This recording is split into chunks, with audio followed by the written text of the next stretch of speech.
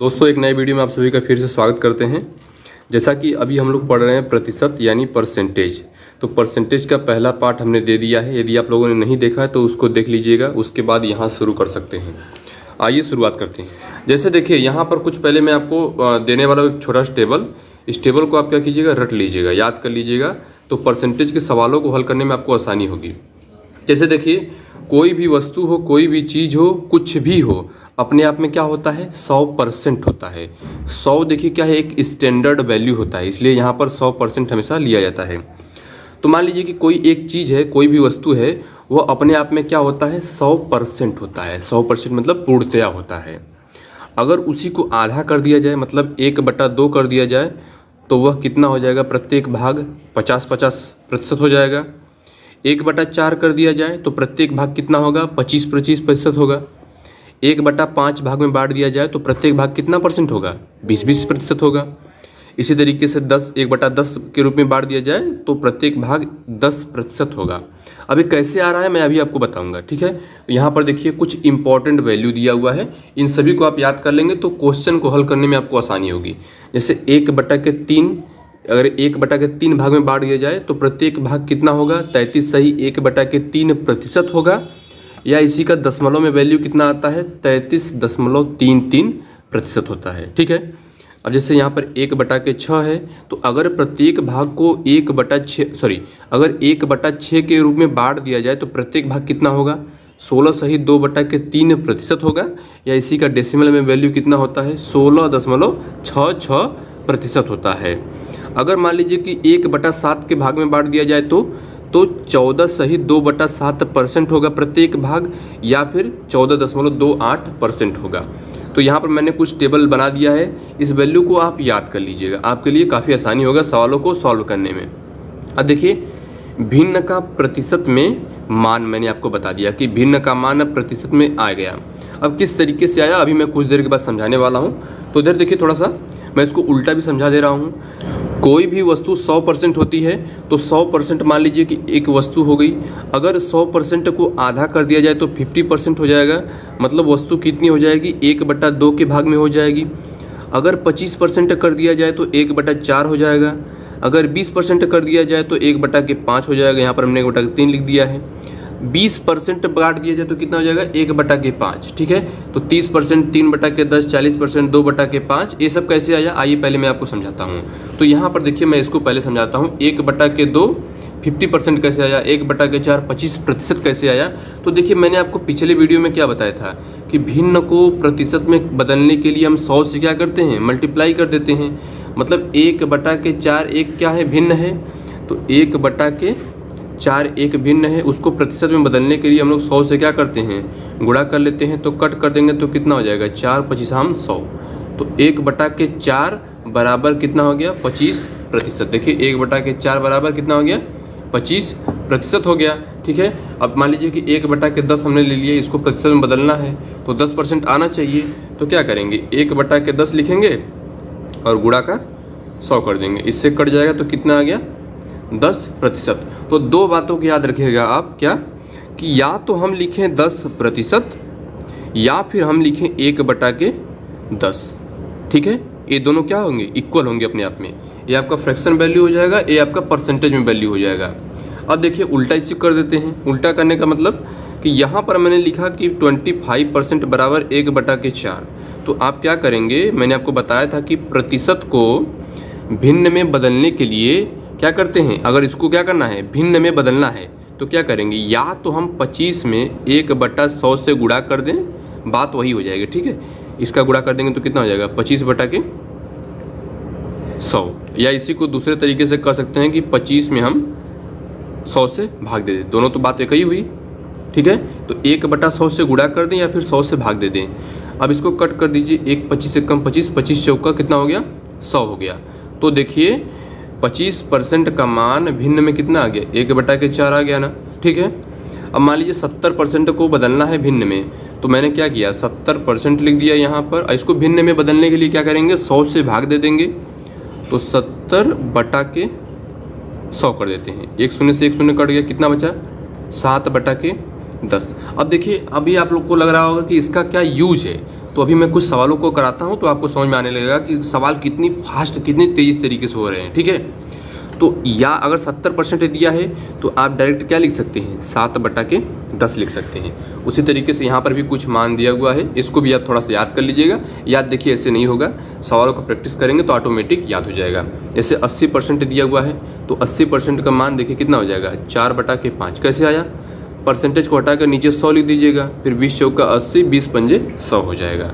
तो ये कुछ मैंने टेबल दे दिया है, आप चाहे तो इसका स्क्रीनशॉट ले सकते हैं। उसके बाद हम लोग आइए कुछ सवालों को हल करते हैं, फिर आपको खुद ही समझ में आने लगेगा कि क्या इसका यूज़ है और कितना तेज़ी से सवालों को सॉल्व करने में मदद मिलता है। तो आइए सवाल देखते हैं। सबसे पहले एकदम बेसिक सा सवाल लेते हैं, उसके बाद हम लोग आगे बढ़ेंगे। तो देखिए पहला क्वेश्चन आपका यहाँ पर क्या लिखा हुआ है, 0.635 को प्रतिशत में बदलें। तो क्या करना है पहले क्वेश्चन में कि 0.635 को प्रतिशत में, परसेंटेज में बदलना है। तो प्रतिशत में बदलने के लिए मैंने आपको क्या बताया था कि 100 से गुणा करते हैं, 100 से मल्टीप्लाई कर देते हैं। अब देखिए मैंने आपको वहाँ पर भिन्न और दशमलव की बेसिक समझ भी बताया था। अगर मान लीजिए कि 1 के बाद 2 शून्य है तो दशमलव ऐसी संख्याओं से अगर गुणा करना पड़े, 10 से, 100 से, 1000 से, 10,000 से, तो हमें देखना पड़ेगा कि 1 के बाद कितना शून्य लगा हुआ है। यहाँ पर 1 के बाद 2 शून्य लगा है और दशमलव वाली संख्या में मल्टीप्लाई करना है तो दशमलव देखिए 2 अंक जो है दाहिनी तरफ खिसक जाएगा।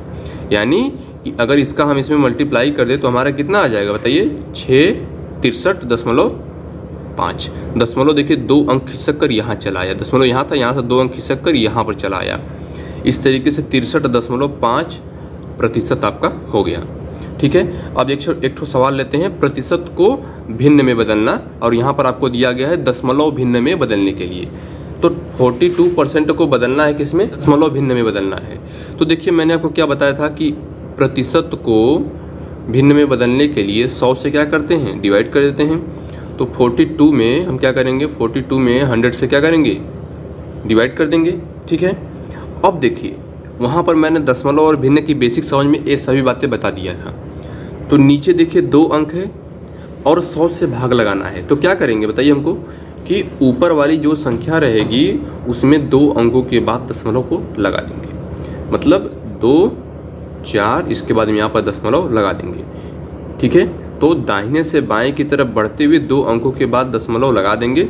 इस तरीके से हमारा 100 से भाग लग जाएगा और हमारा मान कितना आ गया, 0.42 आ गया। ठीक है, चलिए आगे बढ़ते हैं। अब यहाँ पर देखिए अगला क्वेश्चन क्या है, 2400 का 33 सही 1/3% कितना होगा। अब देखिए मैंने जो आपको टेबल बताया था उस टेबल का यूज यहाँ पर होगा। अब कैसे होगा अभी आप तुरंत समझ जाएंगे। तो पहले एक बात समझिए, जहाँ पर का लिखा रहता है वहाँ पर हम लोग मल्टीप्लाई कर देते हैं, मतलब गुणा कर देते हैं। अब देखिए क्या करना है, 2400 का मतलब गुणा कर देंगे, 33 सही 1/3%। तो 33 सही 1/3% का मान कितना आया था बताइए हमको। टेबल देखिएगा आप पीछे जाकर वीडियो को, 1/3 था, मतलब कि 33 सही 1/3% में जो मान है उसी का मान भिन्न में कितना है, 1/3 है। तो हम या तो इसको सॉल्व कर लें या फिर इसको सॉल्व कर लें। तो हम दोनों करते हैं। देखिए इसको पहले आप एक भिन्न के रूप में लिख लीजिए सिंपल फॉर्म में, मिश्रित भिन्न है तो इसको सिंपल भिन्न में बदल लीजिए, सरल भिन्न में। तो 33 का गुणा 3 में करेंगे कितना हो जाएगा, 99। 99 में 1 जोड़ देंगे कितना हो जाएगा, 100%, 100/3% हो जाएगा। मतलब यहाँ पर आप क्या कर देंगे, 100/3% हो जाएगा। ठीक है, अब परसेंट को हटा के आप बट्टा में 100 कर लीजिएगा, इससे कट जाएगा और इससे आप इसको काट देंगे, 3 अट्ठे 24 हो जाएगा, मतलब 800 आ गया। मान कितना आ गया, 800 आ गया। अब देखिए अब इतना लंबा चौड़ा किया, अगर आप इसको थोड़ा सा और जल्दी से कर सके तो दिक्कत क्या है, कीजिए उसे ही। तो हम क्या करें, 2400 लिख दें, और आपको पता है कि 33 सही 1/3% का मान 1/3 होता है। तो 2400 का मतलब गुणा, अब भिन्न में मान कितना है, 1/3। तो डायरेक्ट हम यहीं पर कर देते हैं, 3 अट्ठे 24 और 800 का गुणा 1 में करेंगे तो कितना आ जाएगा आपको बताइए हमको, 800। आंसर आ गया कि नहीं, देखिए आंसर 800 आया था, आंसर यहाँ पर भी आ गया। तो यही यूज है। ठीक है, जो मैंने आपको टेबल लिखाया था ऐसे ही आपको सवालों को हल करने में थोड़ी आसानी होगी। अब हो सकता है कि 33.3% की जगह पर आपको दे दे क्या 33.33%, तो ऐसा दे, चाहे 33.1/3% दे, सभी का मान एक ही है, क्योंकि आप टेबल पर देखेंगे तो मैंने लिखा था 33.1/3% या 33.33%। ठीक है दोस्तों, आइए आगे बढ़ते हैं, एक अगला क्वेश्चन लेते हैं। तो इस सवाल को देखिएगा, वही टेबल वाला सवाल मैंने लिया है। तो यहाँ पर लिखा है 7200 का 11.1% प्लस 4800 का 8.33%। अब इस प्रश्न को ध्यान से देखिए, मैंने थोड़ा डायरेक्ट लिख दिया है, तो अभी मैं आपको समझाता हूँ। 7200 का 11.11% प्लस 4800 का 8.33% है। अब देखिए 7200 का मतलब गुणा होता है, 1% का भिन्न में कितना मान होता है, 1/9 होता है। तो मैंने डायरेक्ट क्या किया, 1/9 लिख दिया, प्लस 4800 का मतलब गुणा होता है 8.33% मतलब 1/12 होता है। ठीक है, भिन्न में मान कितना होता है, 1/12। जब सवालों को प्रैक्टिस करेंगे तो टेबल ऑटोमेटिक आपको याद हो जाएगा।